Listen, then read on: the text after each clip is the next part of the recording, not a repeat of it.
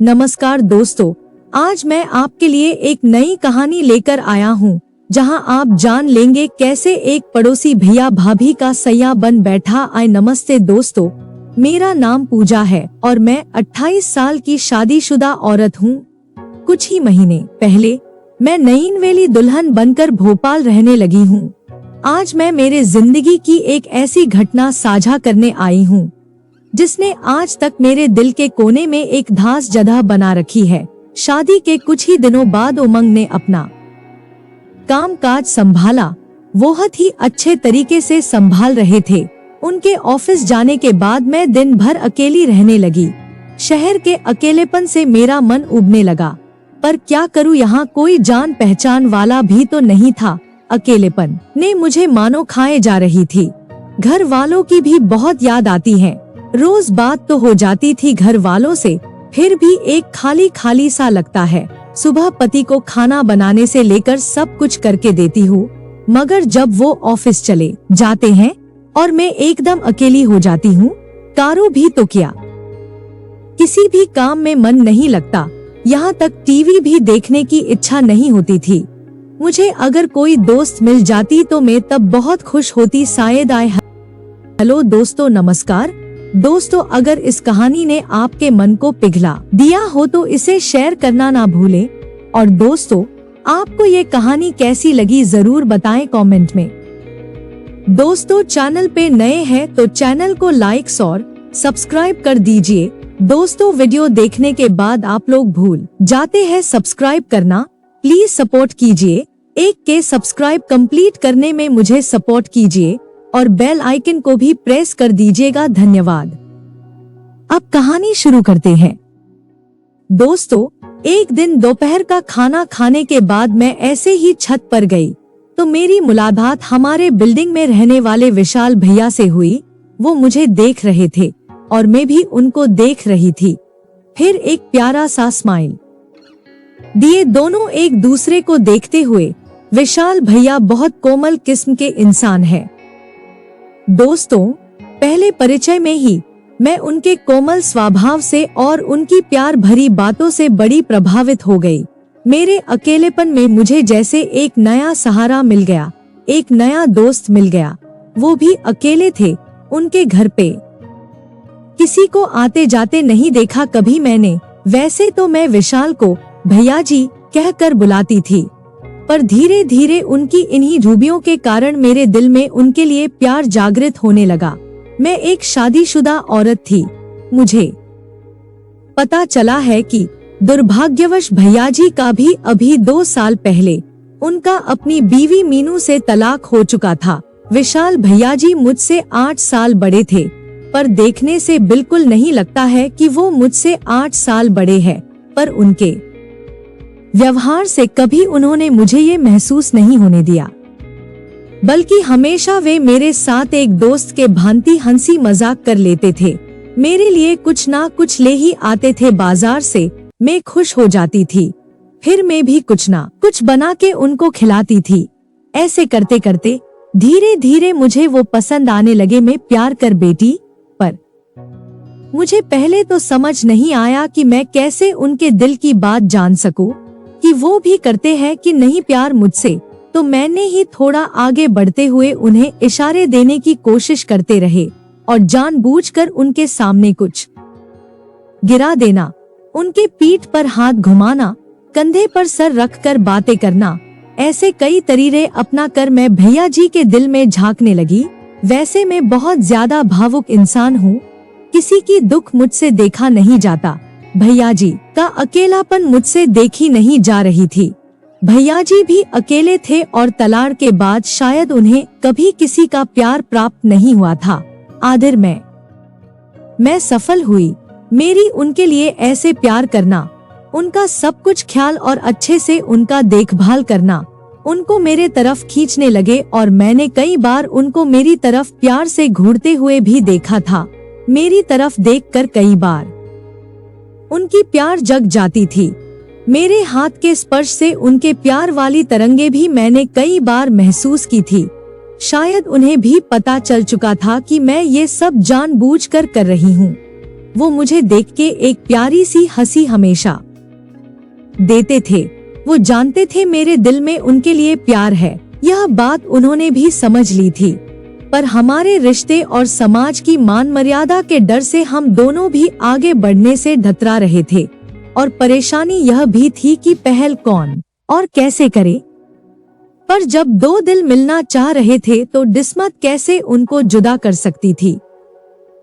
आखिर वो दिन आ ही गया जब मैं भैयाजी की हो गई। मेरे पति उमंग अपने काम के सिलसिले से इंदौर जाने वाले थे। सफर रात का था, इसलिए मैंने ही उनकी सारी तैयारियां कर दी। दिन भर उमंग के साथ होने के कारण मेरी विशाल जी से कोई मुलाकात नहीं हुई थी। उनसे मिलने के लिए मैं जैसे तड़प रही थी। मेरी आंखों ने बस उन्हें एक बार देखने को तरस रही थी। कैसे और किस प्रकार से मिल पाऊं ये सब कुछ सोच रही थी। उधर उमंग की जाने की तैयारी देख रही थी, लेकिन दिल में बस भैयाजी को ही पुकार रही हूँ। मुझसे रहा नहीं जा रही थी। फिर उमंग के जाने का टाइम हो गया। उमंग के साथ बाहर तक गई। उमंग मुझे परेशानी में देखकर पूछ ही लिया। कहने लगे क्या हुआ मुझे। मैंने कहा कुछ भी तो नहीं। फिर वो कहने लगे ऐसे उदास परेशानी में मत रहो, मैं तो जल्दी ही आ जाऊंगा। लेकिन उन्हें मैं कैसे कहूँ मैं किस लिए परेशान हूँ। बेचारे मेरे पति वो समझ रहे थे, मैं उनके लिए चिंतित हूँ। फिर 6 बजे उमंग के जाने के बाद मैं बिना देर किए भैयाजी के घर पहुँची। दरवाजा खटखटाकर मैं व्याकुलता से दरवाजा खुलने की प्रतीक्षा करने लगी। जैसे ही भैयाजी ने दरवाजा खोला तो मेरा कलेजा कांप उठा और मैंने कहा ये क्या हालत बना रखी है भैयाजी, क्या हुआ आपको। भैयाजी वैसे तो कभी कभार शराब पी लेते थे, पर आज उनकी हालत देखकर लगा जैसे उन्होंने पूरी बोतल खत्म कर दी थी। लड़खड़ाते हुए उन्होंने दरवाजा खोला।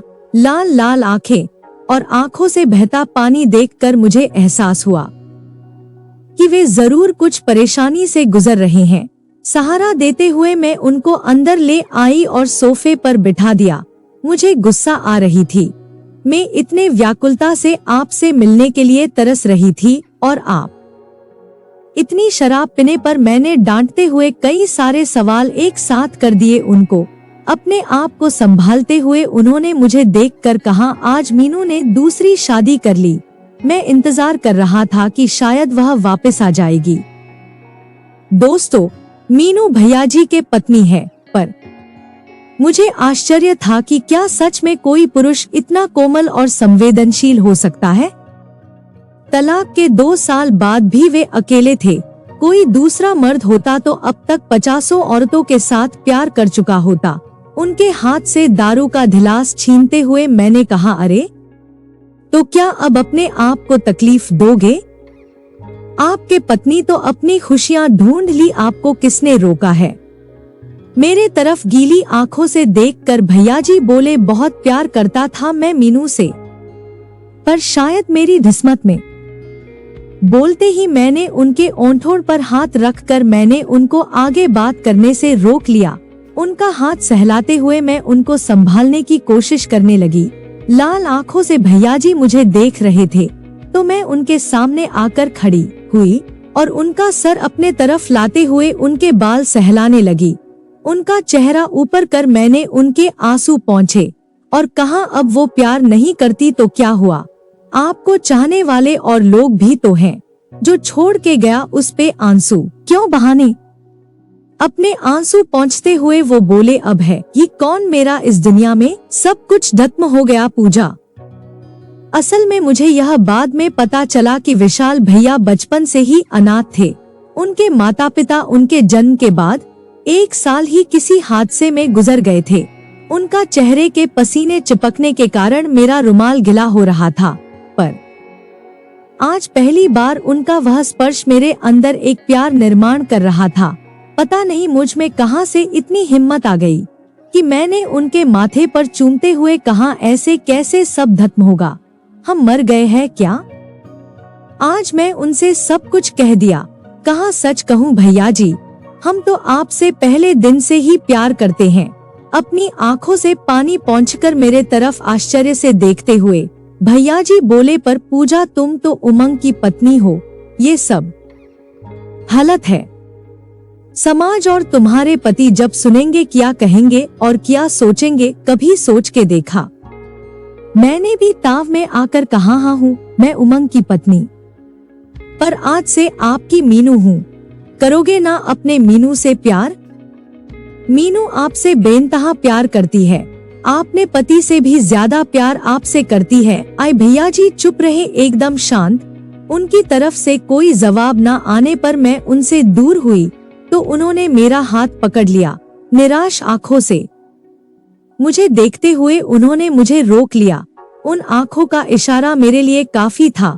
मैं खुद आगे बढ़ी और उनका चेहरा हाथ में लेते हुए मैं उनके आंखों में एक किस दिया। मेरे प्यार से भैयाजी भी पिघल गए। मेरी वो पकड़ते हुए उन्होंने मुझे अपने आप से जोर लिया और बेतहाशा मुझे प्यार करने लगे, जिनकी मैं दीवानी थी। उन्हीं भैयाजी के प्यार से मैं इतनी पागल हो गई कि मैंने उनको प्यार करते हुए उनके शर्ट के सारे बटन तोड़ते हुए उनको प्यार दी। भैयाजी का घने बालों से भरा सहलाते हुए मैंने उनसे प्यार करती रही। मेरी हरकत देख भैयाजी ने भी मेरे से प्यार करते हुए मेरे सारे तोड़ दिए। उन्हें संभालते हुए और मुझे प्यार करते हुए अब वे नीचे गिरने वाले थे। मैंने उनको गिरते गिरते बचा लिया, फिर उन्हें बिस्तर पे ले गए, उन्हें साफ किया, पूरे कापरा गांधी हो गई थी। फिर दूसरा ड्रेस निकल के उन्हें पहनाए, उन्हें पानी पिलाई। उसके बाद उनको सुलाकर मैं भैयाजी के रूम से चली आई।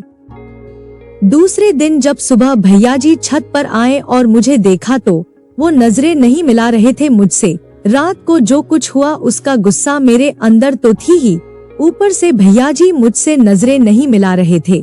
फिर मैंने ही बातचीत शुरू की भैयाजी से। हम नॉर्मल पेश आ रहे थे एक दूसरे के साथ, जैसे मानो कुछ हुआ ही नहीं। धीरे धीरे हम दोनों के बीच दूरियां बढ़ती गई, लेकिन मैं आज भी भैयाजी से उतना ही प्यार करती जितना पहले दिन से थी। फिर मेरे पति भी वापस आ गए।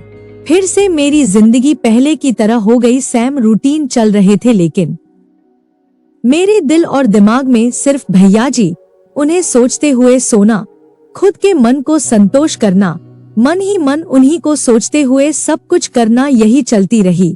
मेरी जिंदगी ऐसे ही गुजरने लगे। दोस्तों, आपको ये कहानी कैसी लगी जरूर बताएं कमेंट में। अभी तक आपने जो मेरा साथ दिया उसके लिए दिल से शुक्रिया। दोस्तों, चैनल पे नए हैं तो चैनल को लाइक्स और सब्सक्राइब कर दीजिए और बेल आइकन को भी प्रेस कर दीजिएगा। धन्यवाद। तब तक के लिए नमस्कार दोस्तों।